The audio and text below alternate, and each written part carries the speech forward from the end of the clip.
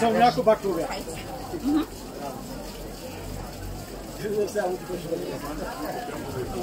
Между другото, един било исках да го сготвим.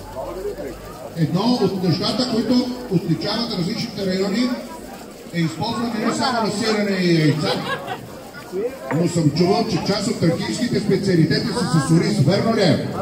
Лична тракийска баница може да го направи много вкусна. Тази с какво е? С лукум, добре.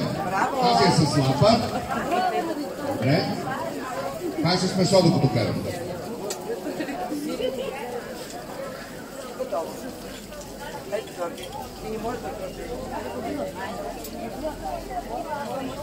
Много вкусно. Много вкусно. Кой иде да види? Сега.